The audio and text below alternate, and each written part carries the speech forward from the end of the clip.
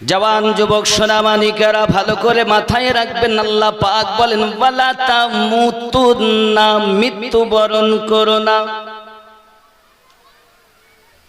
আবার মরণ অনিবার্য। এই যুবক আমার, কি হবে আমাদের উপায়? একবার কি চিন্তা ভাবনা করে দেখেছেন?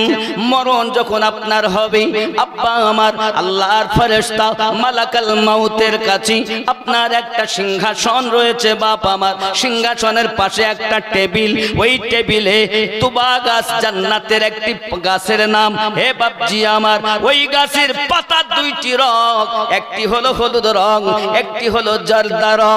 ওই ব্যক্তি, প্রত্যেক ব্যক্তির নাম লিপিবদ্ধ।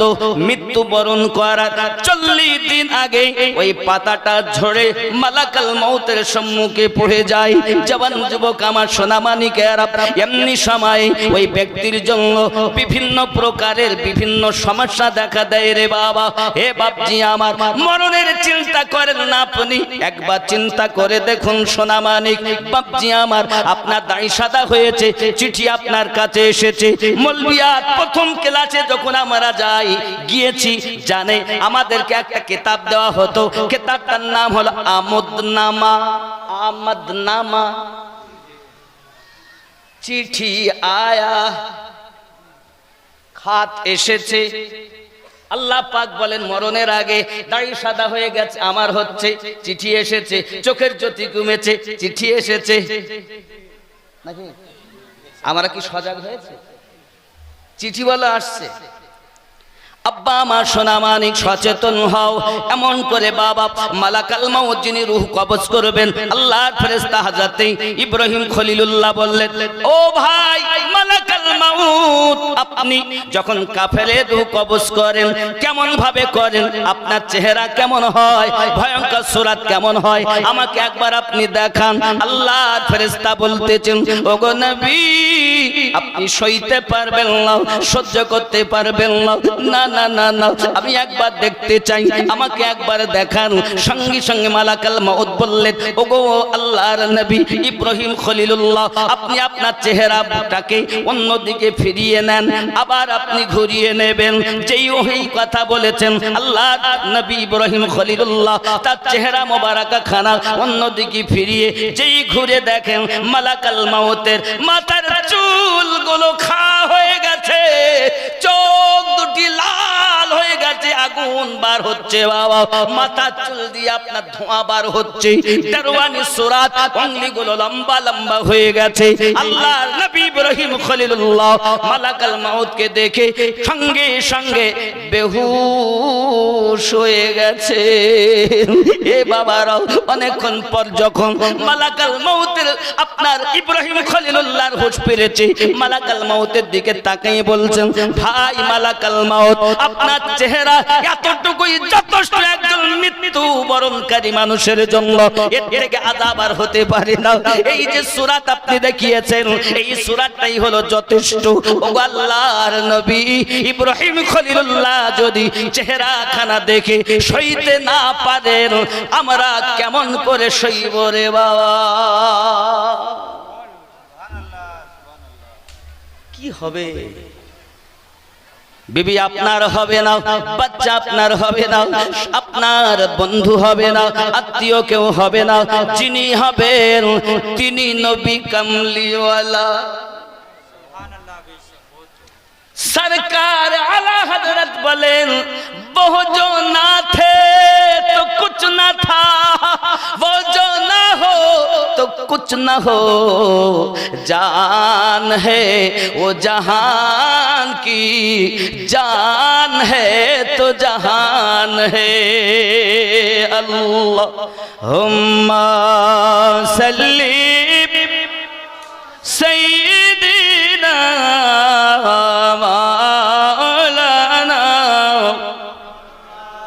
وعلى آله।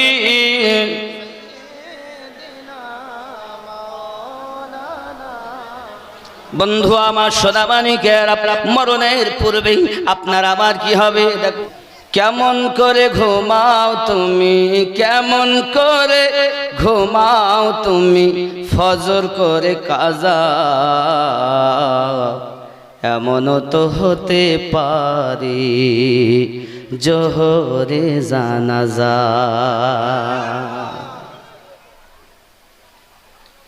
আমাদের মধ্যে যদি সেটা থাকতো না, তাহলে এই সুন্নি মুসলমান যেদিকেই যেত আল্লাহ রহমত ঝরত। আমরা যতটা 16 আনা বক্তব্য দেই, কিছু যদি আনা পরিমাণ আমল করতাম তাহলে লাভ হতো। 16 আনা দেই লেকচার, আমল করিনি 1 আনা, তো আসর হয়। মুমিন হয় না জন্ম নিলে মুসলমানের ঘরে, কাফের মুমিন তফাৎ হয় ওরে প্রেমেরই উপরে। এই জীবনে নামাজ যেন, এই জীবনে নামাজ যেন হয় না তোমার কাজা, এমনও তো হতে পারে জোহরে জানাজা। ঠিক না বন্ধু আমার? সোনা মানিক, আল্লাহর নবী ইব্রাহিম খলিলুল্লাহ বেহুশ হয়ে গেছেন চেহারা দেখে। আপনার আমার রূহ ততক্ষণ তো বার করা হবে না। এক লুকমা যত সময় থাকবে, যুবক আমার মৃত্যু ব্যক্তি জাকান্দানি হালাতে সব কিছু দেখতে পায়, ফেরেশতাহি ফেরেশতা দেখতে পায়। যদি হয় জান্নাতি মানুষ তাহলে রহমতি ফেরেশতা দেখবেন, আর যদি হয় আপনার জাহান্নামী মানুষ দেখবে আযাবদায়ক ফেরেশতা। এই জওয়ান যুবকেরা, ফেরেশতা তার রূহ বার করতে চাইবে, সে কিন্তু বার হতে চাইবে না, পালাতে আরম্ভ করে দেবে, লুকাতে আরম্ভ করে দেবে, কিন্তু লুকানোর কোনো জায়গা নাই। আল্লাহর ফেরেশতা হযরত মিকাঈল আলাইহিস সালাম বলবেন, আল্লাহ আমাকে পানির জন্য দায়িত্ব দিয়েছেন, হে আল্লাহর বান্দা, এক ফোঁটা পানি তো রুজি থাকাকালীন আমি তোর পানি বন্ধ করিনি।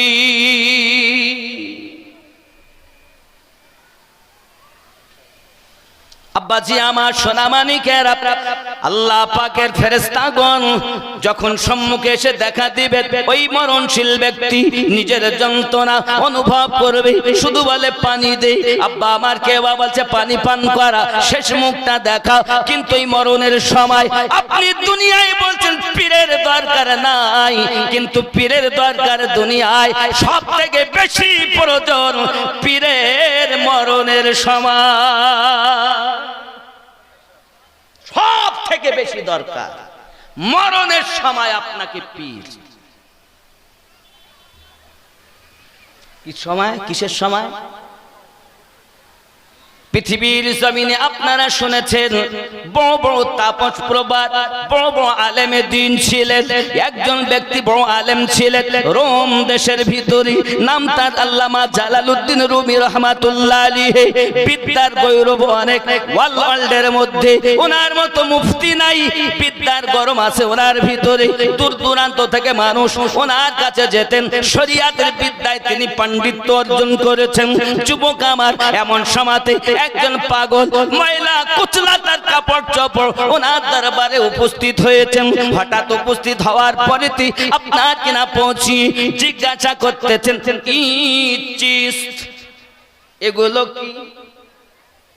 হাদিস, কোরআন, ফিকহ, তাফসীর সব দেখে বলছেন এগুলো কি একটু বলেন। সঙ্গে সঙ্গে বলছেন, তু না দানি, এগুলো কি আপনি বুঝবেন না? তখন সেই পাগল আব্বা আমার করলেন কি, চোখ দিয়ে তাকিয়েছেন, সঙ্গে সঙ্গে কিতাবগুলোতে আগুন ধরে গিয়েছে। হে বাবাজি আমার, আল্লামা জালালউদ্দিন রুমি লাফ মেরে উঠেছে, আল্লাহ এ কি হয়ে গেল? আমার কিতাবগুলো আগুন ধরে গেল। কত বিদ্যা অর্জন করেছি, কিন্তু চোখ দিয়ে তাকালে আগুন ধরে যায়, এই জ্ঞান তো আমি অর্জন করতে পারিনি। ইমাম জালালউদ্দিন রুমি বলছেন, ও বাবা, এই জ্ঞানটা কি জ্ঞান? এগুলো কি আপনি একটু বলুন। এগুলো কি? উনি উত্তর দিচ্ছেন, তুনা দানি, এগুলো কি আপনিও বুঝবেন না? ইমাম জালালউদ্দিন রুমি বলেন, হুজুর আমার ইচ্ছা ওই জ্ঞান অর্জন করতে চাই।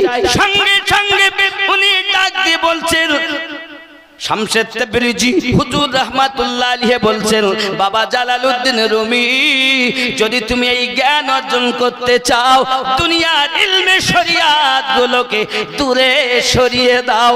তোমার ভিতরে চারটি জিনিস দিয়ে আল্লাহর ইবাদত করতে হবে, শরিয়াত, মারিফাত, তরিকত, হকিকত, চারটি মিলে হবে মহান আল্লাহর ইবাদত।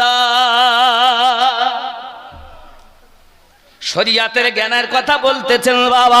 আল্লাহর কোরআনকে যিনি এক মাসে মুখস্থ করেছিলেন তিনি হলেন সরকারে আলা হযরত 1272 যার জন্ম, হে বাবাজি আমার, তিনি হলেন সরকারে আলা হযরত। এই সোনামানিকেরা আমার, এতটুকুই নয়, যিনি 8 বছর বয়সে ইলমে নুহুর উপরে সারা লিখেছেন, পাদটিকা, তিনি হলেন আলা হযরত। আজ যার কনফারেন্স করছেন তিনি কোরআনকে মুখস্থ করেছেন, এক মাসে সকালবেলা এক পারা তেলাওয়াত করেছেন, সন্ধ্যাবেলায় তারাবির নামাজ শুনিয়েছেন। হ্যাঁ, কই আইসা মাইকা লাল।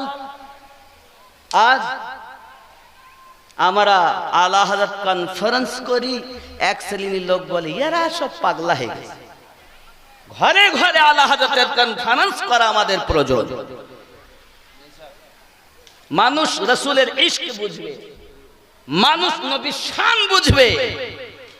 আব্বাজি আমার, সোনামানিকেরা, শুধু এতটুকুই নয়, সরকারে আলা হযরত তিনি এক মাসে কোরআন মাজিদকে মুখস্থ করেছেন। কোন কোরআন? যে কোরআনটাকে তিনি সিনায় ধারণ করেছেন বাবা। খেয়াল করে দেখুন, আম্মা জান আয়েশা রাদিয়াল্লাহু তাআলা আনহাকে জিজ্ঞাসা করা হয়, আম্মা জি আপনি মেহেরবানি করে বলুন না নবী পাক সাল্লাল্লাহু আলাইহি ওয়াসাল্লামের চরিত্রটা কেমন? সঙ্গে সঙ্গে আম্মা উত্তর দিলেন, খুলুকুল কোরআন। আল্লাহ পাকের কোরআনটাই হলো আমার নবী পাকের জীবন বিধান। এক কোরআন কথা বলে না, কাগজের লেখা, আর এক কোরআন কথা বলে, তিনি আমাদের নবী।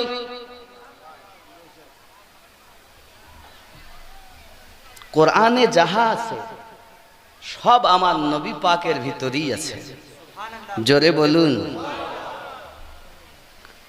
কোরআনের জন্য নবী আসেননি, আমার নবীর ওসিলায় কোরআন এসেছে।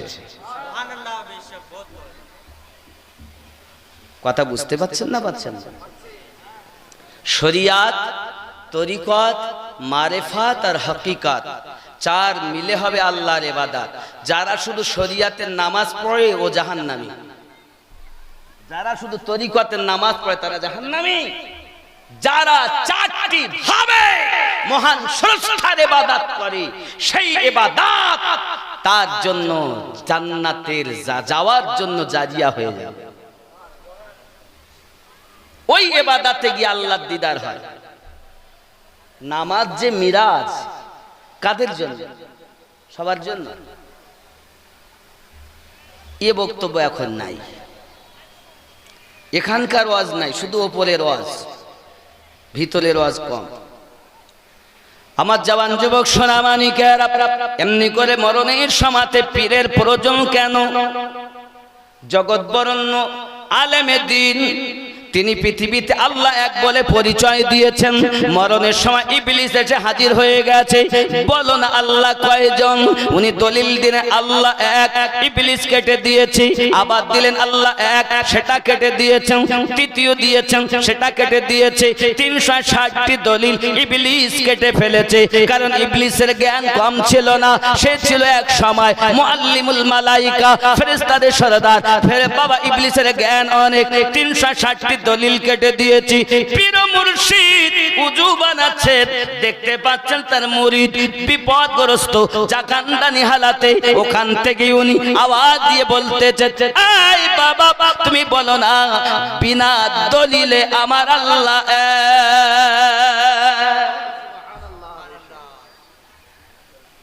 আল্লাহ এক। এই বিষয়ে দলিল কয়টা জানেন? 2টা, 5টা, 10টা, 20টা নাকি? কিন্তু 360টি দলিল কেটেছে ইবলিস। মুর্শিদ বাঁচালেন মরণের সময়। মুর্শিদের দরকার। আল্লাহ কোরআন মাজিদে বলে, আমি যাদের হেদায়েত দান করি তারা হেদায়েত প্রাপ্ত হয়, আমি আল্লাহ যাদের পথভ্রষ্ট করি তারা পথ প্রদর্শক। আউলিয়াকে মুর্শিদ রূপে পাবে না। আল্লাহর কোরআন সূরা আল কাহাফ আয়াত নাম্বার 17। এই আয়াত থেকে বোঝা গেল মুর্শিদ পেল যারা হেদায়েতের উপরে হলো তারা। ঠিক নেই? এই জন্য আমাদের মুর্শিদ আপন আপন খেয়াল করে, আব্বা আমার খেয়াল করতে হবে। পৃথিবীর জমিনে আল্লাহর ওলিগণ যারা, তারা আমাদেরকে এত সুন্দর করে আল্লাহর পথ দেখিয়েছেন। আব্বা আমার সোনা মানিক দেখাতে দেখাতে আজ তারা দুনিয়া থেকে বিদায় নিয়েছেন, কিন্তু মুর্শিদ আছে আপন মুরিদের সিনাতে। হি যুবক আমার, আপনি আমি যখন পৃথিবীর জমিনে মৃত্যুবরণ করব, যুবক রে আমার, এমন মৃত্যুবরণ আমার যখন হয়ে গেল, মরণ যন্ত্রণা কেমন, 1000টা তলোয়ার দিয়ে জীবিত মানুষকে খোঁচা মারলে যত কষ্ট হয়, তার থেকে বেশি কষ্ট হলো মরণের যন্ত্রণা। হে বাবাজি আমার, এতটুকুই নয়, একজন জীবিত মানুষের জিন্দা অবস্থাতে গায়ের চামড়া খুললে যত কষ্ট হয়, তার থেকে শতগুণ বেশি মরণের যন্ত্রণা রে বাবা।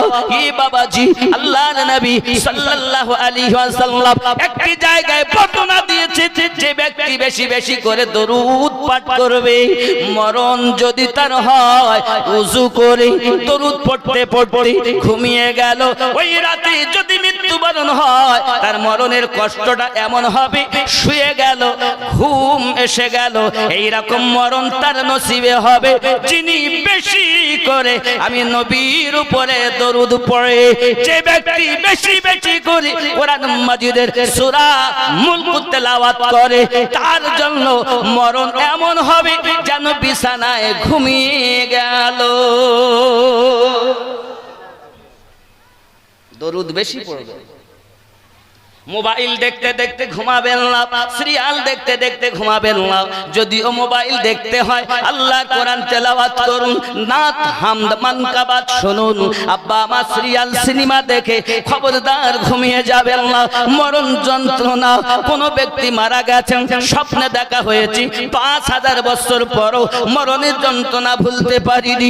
এই জওয়ান যুবকেরা, মরণশীল ব্যক্তি, হে বাবাজি আমার, দেখবেন এই রূহটা যখন পালাতে আরম্ভ করে, আস্তে আস্তে তাকে টেনে নিয়ে আসা হয়। হে আমার সোনা মানিকেরা, পায়ের দিকে যদি নখের কাছে লুকায়, ওখান থেকে টেনে আনতে আনতে আপনার কিনা এক চান্সে যদি আপনার রূহ বার করা হতো, মরণশীল ব্যক্তি পালাতে আরম্ভ করে দিত।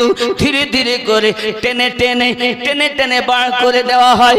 এই যুবক আমার, এমন সমাতে বার করতে করতে যেই হালাকের কাছে আছে, কারোবা গাল দিয়ে, কারোবা নাক দিয়ে, কারোবা চোখ দিয়ে, দেখবেন তখনই চোখগুলো মোটা মোটা হয়ে যায়, কেউ বা পায়খানা করে ফেলে, কেউ বা বমি করে ফেলে। এই জওয়ান যুবকেরা, এত মরণের যন্ত্রণা আস্তে করে হয়, তাই এই হালাত। আর যদি এক চান্সে ডাক আপনার টেনে নিত, তার হালাত কেমন হয়ে যেত। মরণ যন্ত্রণা বড় কঠিন রে বন্ধু। যদি মরণ সহজ করতে চান, নবীওয়ালা হয়ে যায়।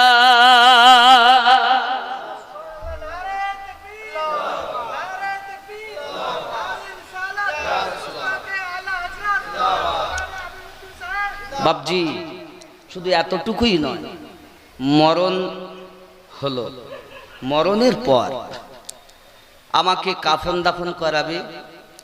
ওই মৃত ব্যক্তি সব শুনতে পায়, দেখতে পায়, কথা বলে। যদি ইমানদার হয় তাহলে তার আওয়াজ হয়, জলদি নিয়ে চলো। কেন? নাম শুনেছি মুস্তাফার, আজ কবরে দিদার হবে। আজ দিদার হবে। দেখবেন মরণশীল ব্যক্তিকে যখন নিয়ে যায় ইমাম, মুয়াজ্জিন, হাজি, গাজী, পীর সাহেবও যদি আসে, তার জানা যায়, তারপরও পীর পিছে, ওই লাশ আগে না। কেন? ও যাচ্ছে নবীর দিদার করতে, বলে জলদি নিয়ে চলো। নিয়ে যায়। যদি বেঈমান হয় তাহলে বলে আমাকে নিয়ে যেও না, ঘর করেছি এত কষ্ট করে কয়েক লক্ষ টাকা ব্যয় করে থাকা হলো না। আব্বা যখন আপনার টাকা ছিল না তখন আপনি খালের পানি মাঠের পানি খেয়ে চালিয়েছেন, যা পেয়েছেন তাই খেয়েছেন, কোনো অসুবিধা হয়নি। এখন ঘর করেছেন, টাকা হয়েছে, লক্ষ লক্ষ টাকা আছে আপনার, এখন যদি গোস্ত দিচ্ছে তা আর খাওয়া যাবে না, ডাক্তার মানা করেছে, আর খেতে পাচ্ছেন। ঘর করেছে, থাকা হবে না, নিয়ে যাবে, জলদি জলদি তাকে নিয়ে যায়। সে তখন কাঁদে। তাহলে মরণশীল ব্যক্তি কথা বলে, এটাও হাদিস শরীফে লিপিবদ্ধ। এবার তাকে নিয়ে যাচ্ছে কবরে। কবরে যখন নিয়ে গেল, আব্বাজি আমার জানাজার নামাজ, তার নামাজটা পড়বে, কে পড়াবে? তা বলছে সব থেকে ওই মৃত ব্যক্তির আপনজন যে, সে জানাজা পড়াবে। তা সব থেকে বেশি ব্যথা লাগবে কার? নিজের সন্তানের নাকি? তা সন্তান এমন জানাজাই পড়াতে পারে না, তা শয়তান রাখলো না সন্তান রাখলো? ও শয়তান রেখে লাভ আছে? তাহলে এত সুন্দর মাদ্রাসা, মাদ্রাসায় দেন, আলেম না বানান, হাফেজ না বানান, অন্তত যতটা প্রয়োজন ততটা অন্তত শিক্ষা করা তার জন্য ফরজ, নাকি বলেন? নিজের বাপের নিজের মায়ের জানাজা সন্তান পড়াবে, ইমামের হক নাই। ইমামের হক তো চারজনের পর, আগে হক তো তার সন্তানের। সন্তানটাকে আমরা দেইনি মাদ্রাসায় পড়তে। আমি বলিনি আলেম হওয়া ফরজ নয়, মুফতি হওয়া ফরজ নয়, ওয়ারাত্তিলিল কুরআনা তারতিলা, তাজবিদ সহকারে তেলাওয়াত করা, শিক্ষা অর্জন করা, হারাম হালাল প্রয়োজনীয় বিষয়গুলো আপনার জানা, নামাজের যে নিয়ম বিধানগুলো আছে উপযুক্ত, এগুলোই অর্জন করা আপনার জন্য ফরজ। কি নর কি নারী, সন্তান নামাজ পড়াবে। আমার বাপ মারা গেল, মানে মাওলানা সাহেবের যদি আব্বা ইন্তেকাল করেন, তা উনি যেভাবে দোয়া করবেন, জানাজার মাঠে গিয়ে যেভাবে দোয়াগুলো পড়বেন, আমার কি অন্তরটা সেইভাবে কাঁদবে? কাঁদবে? তাহলে সন্তান পড়াবে। পীর সাহেবের অধিকার নাই, সন্তানের অধিকার। যদি সন্তান না থাকে, তা তোমার দেখো তোমার ভাইয়ের কোনো সন্তান আছে কি, তোমার নিজের আত্মীয় রক্তের সম্পর্কে কোনো সন্তান আলেম আছে কি, যদি সে না থাকে তোমার পড়োশি কেউ আছে কি, তোমার আত্মীয়ের মধ্যে কেউ আছে কি, যদি তা না থাকে তখন ইমামকে খোঁজো, তখন ইমামকে খোঁজো। আব্বা আমার, আজ আমার বাপের জানাজা আমি পড়াতে পারলাম না, আমার মতো বদনসিব আর আছে? জবান যুবক আমার সোনা মানিকের, যদি মানুষ আল্লাহওয়ালার পিছনে জানাজার নামাজ পড়ে, আল্লাহওয়ালার বরকতে জানাজা পড়নেওয়ালা জান্নাতি হয়। আব্বা আমার সংক্ষিপ্ত কথা, খাজা বাকি বিল্লাহ রাহমাতুল্লাহ আলাইহি দিল্লির জমিনে উনি ঘুরে বেড়াচ্ছেন, একটি জানাজা নিয়ে যাচ্ছে মানুষ, উনিও সঙ্গে গেলেন, সবাই যায় উনিও যায়। জানাজার বাবা দাফন করবে বলে নিয়ে গিয়েছে, এখন জানাজার নামাজ হয়নি, তারা ইমাম খুঁজে পাচ্ছে না। ওই ফকির সাহেবকে বলছেন হুজুর আপনি নামাজ পড়ান। উনি নামাজে দাঁড়িয়েছেন, নিয়ত করেছেন, বাবা আমার নিয়ত করে প্রথমে সানা পড়তে হয়। আল্লাহর বান্দা, বাপের জানাজা পড়তে জানো না, সানা কাকে বলে তুমি জানো না? যুবক আমার, এখন সানা জানাজার নামাজে ওয়াজাল্লা সানাউকা শব্দটা বাড়তি, ওয়াজাল্লা সানাউকা উনি পড়ছেন একবার নয় 11 বার। আব্বা আমার 11 বারের পর উনি আপনার কিনা ওয়ালা ইলাহা গায়রুক বলে দ্বিতীয় তাকবীর দিলেন, দরুদ পড়লেন, আল্লাহুম্মা সাল্লি আলা মুহাম্মদ ওয়া আলা আলি মুহাম্মদ। বাবা এই দরুদ দুটি তেলাওয়াত করে তৃতীয় তাকবীর দিলেন। এবার আপনার চতুর্থবার, আপনার তাকবীর দেওয়ার আগে দোয়া পড়তে হবে। কি দোয়া? আল্লাহুম্মা গফিরলি হাইয়িনা ওয়া মাইয়িতিনা ওয়া শাহিদিনা ওয়া গায়বিনা। আব্বা আমার ওই ফকির ব্যক্তি করছেন কি? আল্লাহুম্মা গফিরলি, একবার নয় 11 বার। মুক্তাদি যারা বলছেন কি ব্যাপার আবার ভুলে গেল, আগে একবার ভুলেছে, নিজে নিজে ঠিক করে আবার ভুলেছে, ওরা তো কেউ ভালো জানে না যে বলে দিল। দ্বিতীয়বার যখন আবার উনি ঠিক করে নিলেন, জানাজা হয়ে গেল, সালাম ফিরিয়ে দিলেন, দোয়া কমপ্লিট হয়ে গেল। হুজুর দয়া করে বলবেন আপনি মনে হয় না যে ভুলে গেছেন, তো একই শব্দ বারবার বললেন কেন? তিনি বলছেন বাবা, প্রথম যখন জানাজা শুরু করেছি আমি চাইয়া দেখি মৃত ব্যক্তির লাশ, গুনাহগার ব্যক্তি। আল্লাহকে বলি আল্লাহ যত সময় তার মাপ না হবে দ্বিতীয় তাকবীর বলবো না। আমার আল্লাহ পাক বলেন আমার বন্ধু তুমি তাকবীর বলো, আমি মৃত ব্যক্তিকে মাপ করে দিলাম। হুজুর দ্বিতীয়বার এমন কেন হলো? তিনি ডাক দিয়ে বললেন, তৃতীয় আমি যখন চতুর্থবার তাকবীর দেওয়ার আগে, মানে তৃতীয়বার তাকবীর দিয়ে চতুর্থ তাকবীরের আগে দোয়া পড়তে গিয়েছি, আল্লাহুম্মা গফিরলি, আল্লাহ আপনি মাফ করে দিন। পিছনে মুক্তাদির দিকে খেয়াল করি, মুক্তাদি সবাই আমার গুনাহগার। আমার আল্লাহকে বলি আল্লাহ আমার পিছনে যারা ইক্তেদা করে দাঁড়িয়েছে তাদের যদি মাফ না করো আমি আগে দোয়া বাড়াবো না। আল্লাহ পাক বলেন খাজা বাকি বিল্লাহ, চিন্তা নাই আমি মাফ করে দিলাম। ইমামে রব্বানির পীর তিনি। আব্বাজি আমার, এখন মৃত ব্যক্তির জানাজার নামাজ হলো, জানাজার নামাজের পরে কবরে নিয়ে গেল, কি বলছে? বিসমিল্লাহি ওয়া আলা মিল্লাতি রাসূলিল্লাহি, আল্লাহর নামে নবীর দলে তোমাকে রেখে গেলাম। এত বড় চিটিং বাজ, জীবনে নবীর দরুদ পড়তে চাইনি, জীবনে নবীর দরুদ সালাম পড়তে চাইনি, জীবনে নবীকে হাজির নাজির মানিনি, জীবনে নবীকে গায়েব দা মানিনি। মরার পরে আমার নবীর দলে তোমাকে রাখবে কেমন করে? বিসমিল্লাহি ওয়া আলা মিল্লাতি রাসূলিল্লাহি, আল্লাহর নামে নবীর দলে তোমায় রেখে গেলাম। ও যুবকেরা, আমি আপনাদের বোঝাতে চাচ্ছি বাবা এতটুকু কথা, নবী নিয়ে আপনার ভিতরে কত না দ্বন্দ্ব, নবী নিয়ে আপনার মনে কত না হিংসা। পৃথিবীর মানুষ যখন আমার নবীর শান মানে আঘাত করেছে, আমার নবী পাকের জ্ঞানকে চতুষ্পদ জন্তুর সমতুল্য বলেছে, আমার নবী পাকের জ্ঞানকে নিয়ে যখন সিনিমিনি খেলেছে আব্বা আমার, তখন সাউদা গেরানের মাটিতে নাকি আলীর বেটা সাউদা গেরানের জন্ম নিয়ে মানুষের ভিতরে আমার নবীর শান কুটে কুটে ভরে দিয়েছে। এই জন্য আজ আমরা আলা হযরত কনফারেন্স করেছি, ঠিক নেই? নবীর দলে সরে চোর কোথাকার, সারা জীবন তুই নবীকে চিনলি না, মরার পর নবীর দলে। সালাম দেওয়া কি হুজুর বলছিলেন, সালাম দেওয়া সুন্নাত, উত্তর দেওয়া ওয়াজিব। আচ্ছা আমরা যখন নামাজে গিয়ে নবীকে সালাম দেই না, আসসালামু আলাইকা আইয়ুহান নবিয়্যু বলি না? তাহলে সালাম দিলাম, উত্তর যদি নবী না দেন তো নবী গুনাহগার হচ্ছে। ইসলাম শরিয়াতে 4টি স্তর বলা হয়েছে। প্রথম হলো ফরজ, তারপর হলো ওয়াজিব, ফরজের একটু নিচে, তারপর হলো সুন্নাতে মুআক্কেদা, তারপরের স্টেজ হলো সুন্নাতে গায়ের মুআক্কেদা, তারপরে হলো মুস্তাহাব। তাই তো নাকি হুজুরা কি বলেন? এই তো আলেম ওলামাগণ আছেন, আমি ভুল বলছি? এটাই তো স্তর। তো উত্তর দেওয়া যদি ওয়াজিব হয়, তা নবী উত্তর যদি না দেন তো নবী গুনাহগার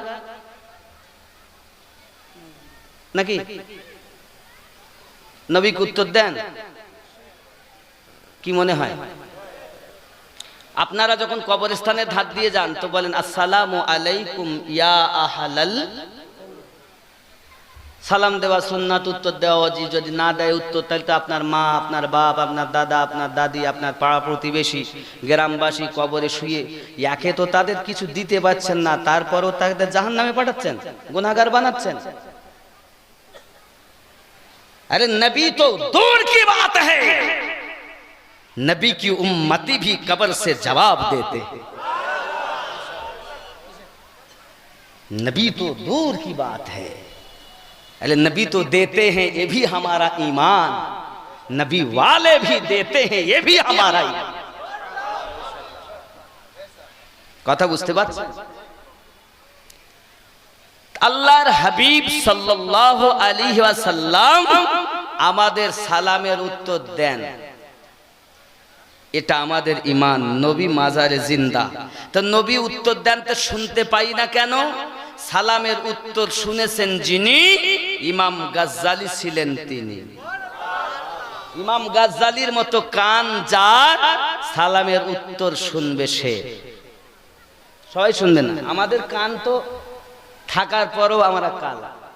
আল্লাহ পাক বলেছেন, খতামাল্লাহু আলা কুলুবিহিম ওয়া আলা সামঈহিম ওয়া আলা আবসারিহিম গিশাওয়াতুন ওয়া লাহুম আযাবুন আযীম।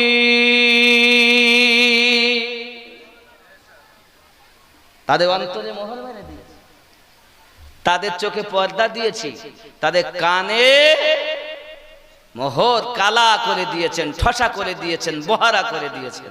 কাঁদে সূরা আরাফের 178 নাম্বার আয়াতে আল্লাহ পাক বলেছেন, বিসমিল্লাহির রহমানির রহিম, মাইয়াহদিল্লাহু ফাহুয়াল মুহতাদি। আমি আল্লাহ যারা হেদায়েত দান করি তারা হেদায়েত প্রাপ্ত হয়, ওয়া মাইয়ুদলিল ফালান ফাউলাইকা হুমুল খাসিরুন। আমি আল্লাহ যারা পথভ্রষ্ট করি তারা ক্ষতিগ্রস্তদের অন্তর্ভুক্ত। ওয়ালা কাদ জাহান্নামা কাসীরাম মিনাল জিন্নি ওয়াল ইনস। আমি আল্লাহ পাক আল্লাহ তাআলা জিন জাতির জন্য, মানব জাতির জন্য জাহান্নাম তৈরি করে রেখেছি। আয় আল্লাহ, আপনি জাহান্নাম কেন বানালেন? আমার আল্লাহ পাক বলছেন, লাহুম কুলুবুল্লাহু লা ইয়াফকাহুনা বিহা। আমি আল্লাহ পাকের অন্তর দিয়েছি, কিন্তু অন্তর দিয়ে তারা চিন্তা ভাবনা করে না, এই জন্য আমি আল্লাহ জাহান্নাম বানিয়েছি। জাহান্নামটা কেমন রে বন্ধু? এ বাবাজি, আল্লাহ নবী বাদ জানাচ্ছেন, আল্লাহ পাক আগুন নিয়েছেন, আগুনকে আল্লাহ জ্বালাতে বললেন, ফেরেশতারা আগুন জ্বালাও। আগুনকে জ্বালিয়ে জ্বালিয়ে 1000 বছর পর আগুনের রূপ হয়েছে সাদা। কি হয়েছে? আল্লাহ পাক আবার অর্ডার দিলেন, জ্বালাও। বাবা আমার আগুন জ্বালানো হলো, হয়ে গেল লাল। আবার 1000 বছর জ্বালাতে বললেন, জাগো। আগুনকে জ্বালানো হলো, 1000 বছর পরে কুৎসিত কালো হয়ে গেল। এই যুবক সোনামানিক, কিতাবের ভিতরে বলা হয় সূচের আগা পরিমাণ যদি ছিদ্র দুনিয়ার দিকে জাহান্নাম করে দেওয়া হয়, দুনিয়া ধ্বংস হয়ে যাবে। এ বাবাজি, এতটুকুই নয়, কিতাবে বলা হয়েছে জাহান্নামী মানুষদেরকে যেভাবে কষ্ট দেওয়া হয়, তাদের পরিহিত পোশাকের কোন একটি টুকরো এনে যদি পৃথিবীর সবথেকে উচ্চ পাহাড়ের উপর রাখা হয়, তার দুর্গন্ধে পৃথিবীর মানুষ মারা যাবে। এর নাম হলো জাহান্নাম। আব্বা আমার সোনামানিকেরা, খুব খেয়াল করতে হবে, বেনামাজির লাশ কবরে রাখিবে যখন, মাটির চাপে পাঁজরের হাড় ওরে ভাঙবে রে তখন। বিষাক্ত ওই সাপের ছবল, বিষাক্ত ওই সাপের ছবল, বেনামাজির সাজা এমনও তো হতে পারে জোহরে জানাজা। ঠিক না? নামাজি পড়ে আজকের জালসা দিয়ে দান করে যেমন লাভ, আর জালসা থেকে যদি নিয়ত করে আমি 5টা ছেলে নামাজি হব, আমরা 5টা ছেলে দাঁড়িয়ে রাখবো, এটাই সব থেকে বেশি নাজাতের ওসিলা হবে। ঠিক কিনা বলেন? টাকা অনেক দিয়েছেন, এমন কোন ছেলে আছেন যে আজ থেকে আমি দাঁড়িয়ে রাখবো মায়ের সৎ ছেলে? এই মেহফিলে যাদের দাঁড়িয়ে নেই, একটা ছেলে আজ থেকে দাঁড়িয়ে রাখবে।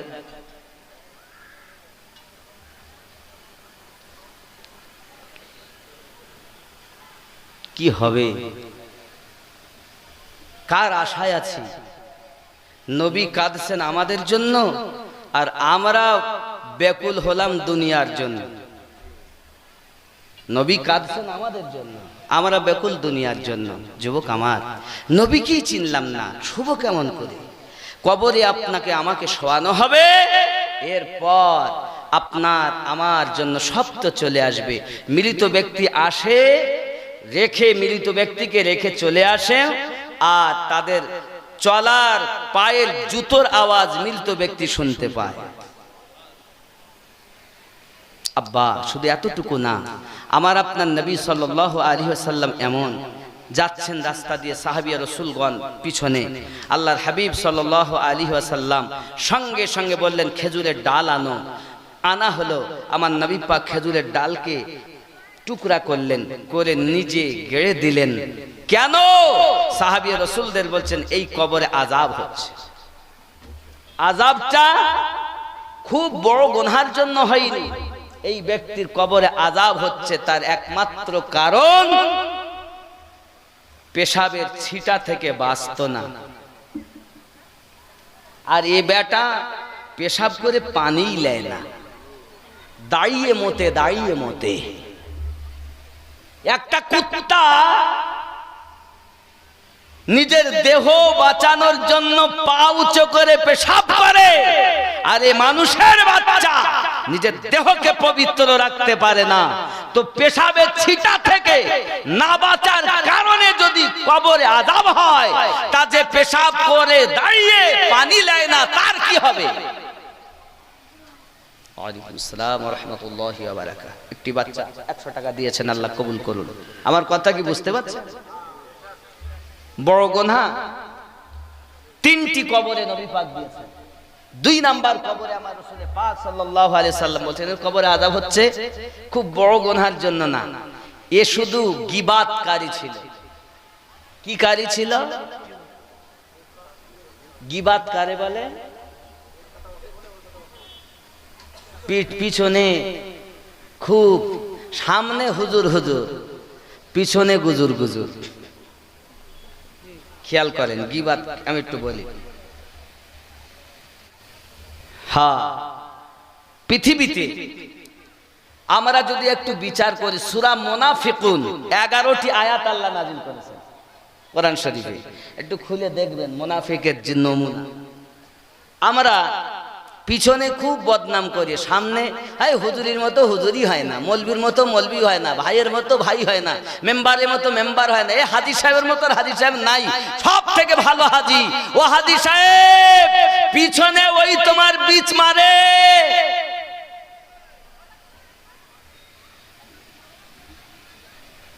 এটা বুঝে নিতে, যে তোমায় সামনে প্রশংসা করে হলো বদমাইশ। মানে ও দেখাচ্ছে 16 আনা, কিন্তু পিছনে পুরা উল্টা রূপ। যে আপনাকে ভালোবাসে সে কখন ওই রূপ ভাবে বলবে না, আপনি তো বুঝিয়ে নেবেন তার চলাফেরা ওঠা দেখে যে আসলেই সে আমার ভক্ত। প্রেমের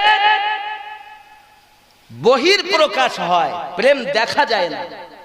প্রেমের বহির প্রকাশ হয়, প্রেম দেখা যায় না। এই প্রেম কথা বলতে গিয়ে আমার বলতে একটা কথা মনে পড়ে গেল। সরকারে আলা হযরত যখন মানে আপনার চলে গেলেন মদিনায় হজ করার জন্য, তখন একজন শায়ের সুন্দর করে কবিতা লিখতেছেন। কবিতা, তো কবিতার প্রথম লাইন লিখতেছেন, ওই রওজার সম্মুখে একটা গাছ ছিল, খেজুরের গাছ। তো লিখতেছেন, দারख्त खड़े हैं गुंबद शाहे वाला के सामने। लिखছে शायर, दरख्त खड़े हैं गुंबद शाहे वाला के सामने, जैसे मजनू खड़े हैं माहे लाइला के सामने। সরকারে আলা হযরত বলছেন, প্রথম লাইন ঠিক ছিল, দ্বিতীয় লাইন ঠিক না। তাহলে হুজুর, তাহলে কি হবে? শ্রী ফরহাদকে ভালোবেসেছে। শ্রী বলেছে আমার ফরহাদের মতো আর কেউ নাই। লাইলি বলেছে আমার মজনুর মতো কেউ নাই। জুলাইখা বলেছে আমার ইউসুফের মতো কেউ নাই। জুলাইখা যার প্রেমে পাগল, তার নাম ইউসুফ আলাইহিস সালাম। আর ইউসুফের রব যার প্রেমে পাগল তিনি আমাদের নবী সাল্লাল্লাহু আলাইহি সাল্লাম। ভালো করে বুঝবেন। শ্রী ফারাদ বলেন, লাইলি মজনু বলেন, ইউসুফ জুলাইখা বলেন, চারই কথা বলেন না কেন, তখন শায়ের বলতেন হুজুর তাহলে আপনি লিখে দেন, পরের কলিটা আমার, আপনার হবে, উপরেরটা আমার, নিচেরটা আপনার। জোরে কোন সুবহানাল্লাহ। সরকার আলা হযরত তখন বলতেছেন, दरख्त खाए हैं गुंबदे शाहे वाला के सामने, जैसे कुदसी खड़े हैं अर्शे मुअल्ला के सामने। कुदसी वाला है फरिश्ता का। तो कवि আমার আলা হযরতের কালামকে নিজে শিক্ষা মনে করলেন। জোরে বলেন, কত বড়, কত জ্ঞান আমার আলা হযরতের। ये ज्ञान अपनी तो आमी आला हज़रत का चिनेছি শুধু